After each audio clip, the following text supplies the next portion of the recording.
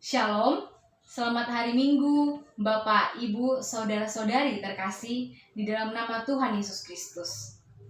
Saya berharap kita semua selalu dalam keadaan sehat dan juga dalam perlindungan Tuhan.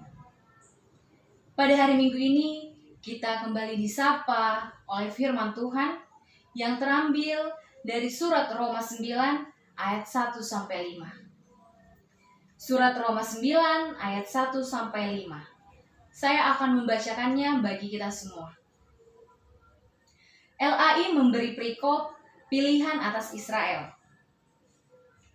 Aku mengatakan kebenaran dalam Kristus, aku tidak berdusta.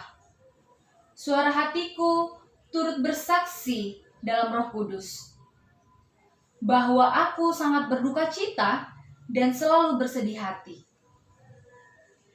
Bahkan aku mau terkutuk dan terpisah dari Kristus demi saudara-saudaraku, kaum sebangsaku secara jasmani. Sebab mereka adalah orang Israel, mereka telah diangkat menjadi anak, dan mereka telah menerima kemuliaan, dan perjanjian-perjanjian, dan hukum Taurat, dan ibadah, dan janji-janji. Mereka adalah keturunan bapa-bapa leluhur yang menurunkan Mesias dalam keadaannya sebagai manusia, yang ada di atas segala sesuatu. Ia adalah Allah yang harus dipuji sampai selama-lamanya. Amin. Bapak, Ibu, Saudara-saudari terkasih, pada minggu hari ini tema kita ialah berkat Allah menjangkau semua orang. Seperti yang kita ketahui, setiap kita pasti pernah mengalami yang namanya kesedihan, kekecewaan. Baik kesedihan itu yang kita dapatkan dari orang lain, ataupun kesedihan dan kekecewaan itu yang diri kita sendiri timbulkan. Tuhan menciptakan manusia dengan akal budi dan juga perasaan, sehingga melalui akal budi dan perasaan kita bisa merasakan apa yang sedang terjadi pada diri kita, baik itu perasaan senang, perasaan sedih, perasaan khawatir, kekecewaan, dan masih banyak lainnya.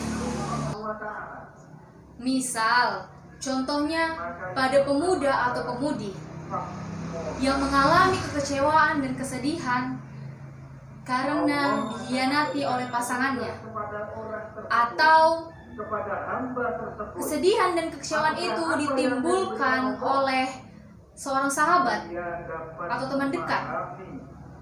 Dan bisa saja Bapak Ibu, kekecewaan dan kesedihan itu hadir di lingkungan sekitar tempat kita tinggal sebagai bertetangga. Masih banyak situasi dan kondisi yang bisa menimbulkan kekecewaan dan kesedihan pada diri kita. Sebagai manusia, ketika kita mengalami kesedihan dan kekecewaan, kita biasanya memperlihatkan kesedihan dan kekecewaan yang kita rasakan melalui ekspresi, melalui tingkah laku kita kepada orang yang melakukan itu.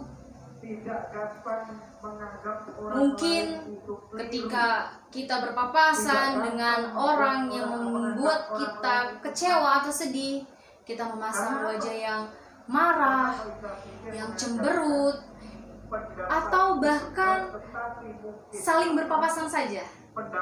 Hal ini yang sering terjadi ketika kita sedang kecewa atau sedih akibat oleh orang lain.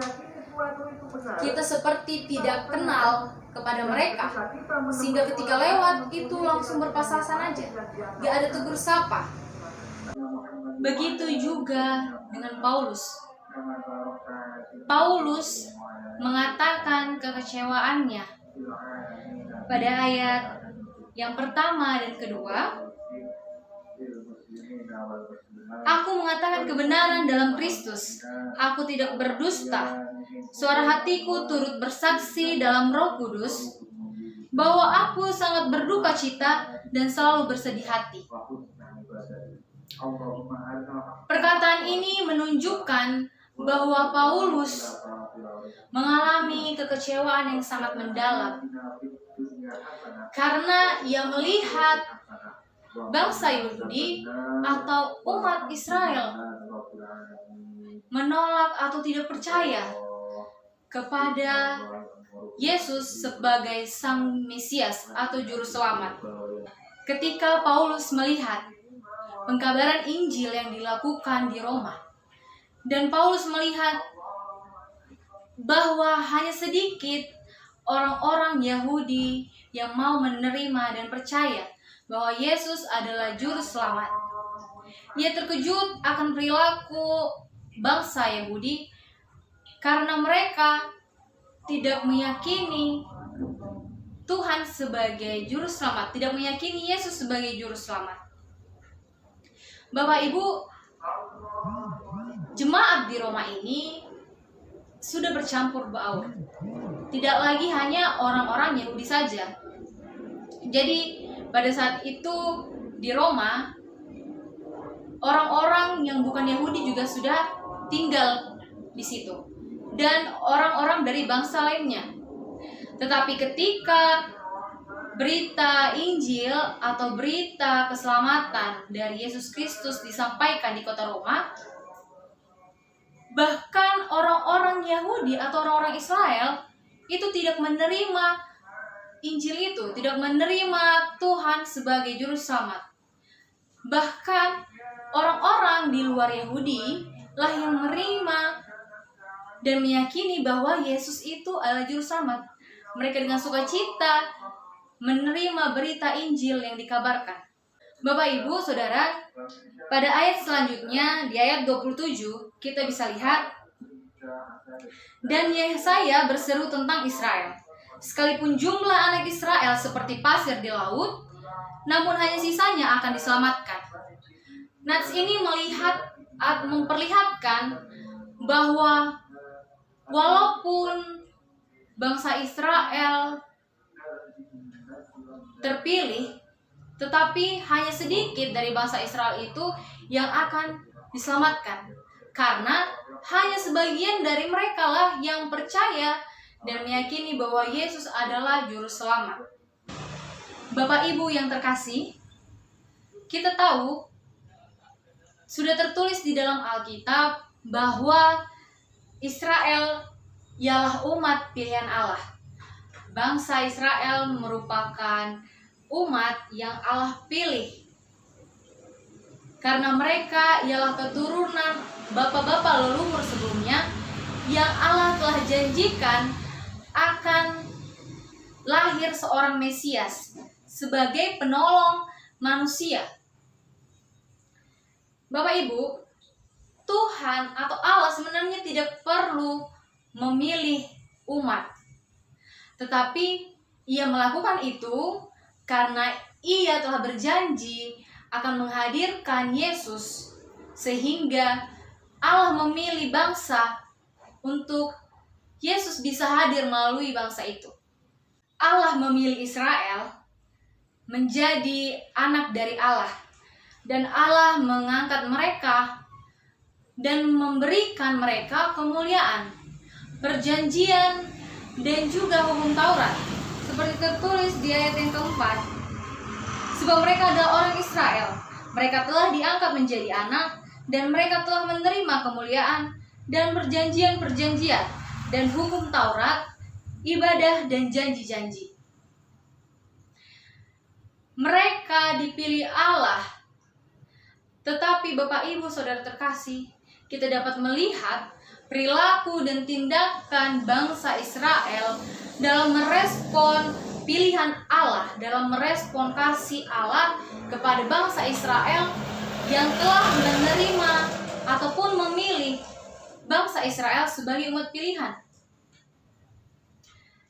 Mereka memiliki identitas sebagai bangsa pilihan.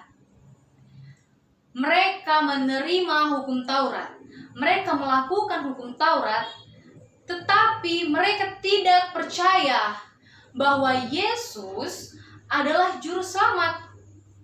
Mereka hanya melakukan hukum Taurat sebagai kebiasaan-kebiasaan, tapi mereka tidak mengimani bahwa Yesus adalah juru selamat.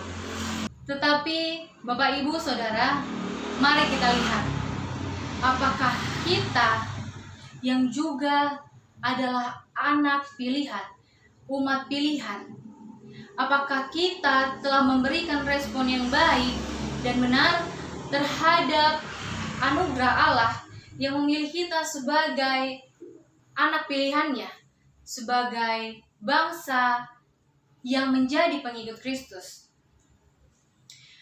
Pada saat ini, Bapak, Ibu, Saudara terkasih, kita dapat melihat bahwa identitas sebagai umat pilihan itu hanya sebagai formalitas saja.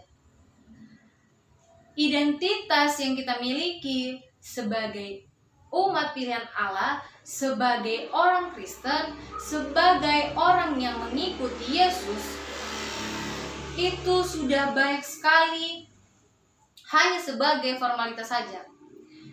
Di KTP tertulis kita beragama Kristen atau kita orang Kristen. Tetapi identitas kekristenan itu hanya ada di KTP saja, hanya sebagai formalitas yang menunjukkan bahwa kita adalah warga negara Indonesia. Karena untuk kita mempunyai KTP, kita harus memiliki identitas agama. Jadi banyak sekali di zaman saat ini identitas kita pada dasarnya yang telah dianugerahkan Allah itu menjadi formalitas-formalitas belaka. Kita dapat melihat banyak kita sebagai orang Kristen di kehidupan kita sehari-hari, kita tidak memperlihatkan bahwa kita adalah umat pilihan Allah. Kita jika ditanya, kamu agamanya apa ya? Kita dengan semangat mengatakan, oh saya agamanya Kristen. Tetapi mereka tidak tahu apa yang sebenarnya mereka katakan. Apa sebenarnya yang mereka ungkapkan bahwa mereka adalah orang Kristen.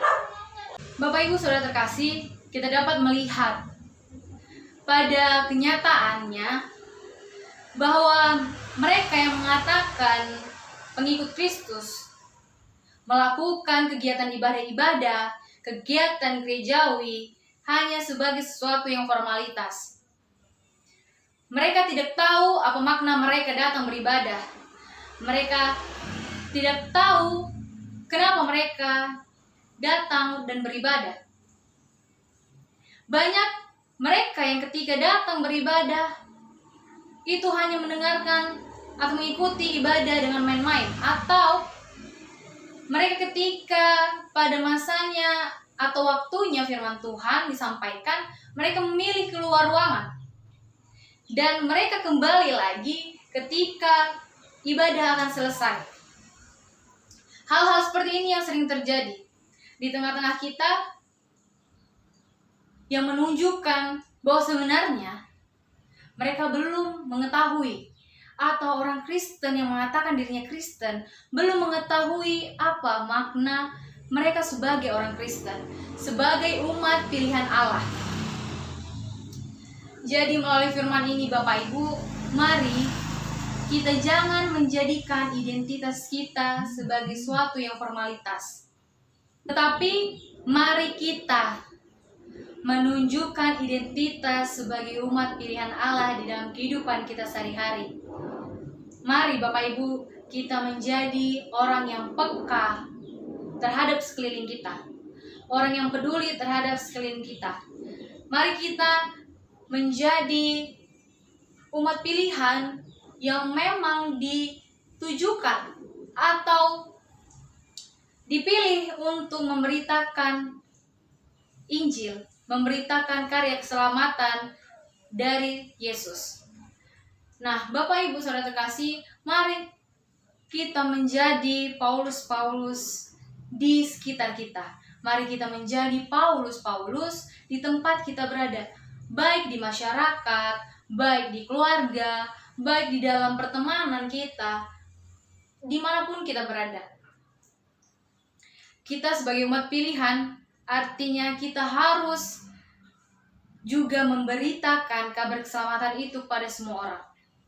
Karena sesungguhnya Bapak Ibu, berkat anugerah keselamatan yang daripada Yesus itu ada dan bisa diterima oleh semua orang, bisa diterima dan didapatkan oleh siapa saja.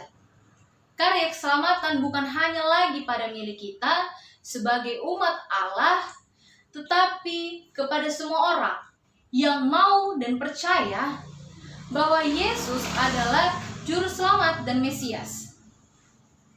Jadi Bapak Ibu Saudara kasih, firman ini mengajak kita untuk kita menghidupi dan memaknai arti umat pilihan itu, dan memberitakan kabar berita yang baik kepada setiap orang, sehingga tidak hanya kita yang diselamatkan, tetapi juga saudara-saudara kita yang mungkin mereka masih belum percaya, masih ragu, masih tidak mengenal Yesus, untuk mereka mengenal dan percaya bahwa Yesus adalah Juru Selamat yang akan menyelamatkan kita semua.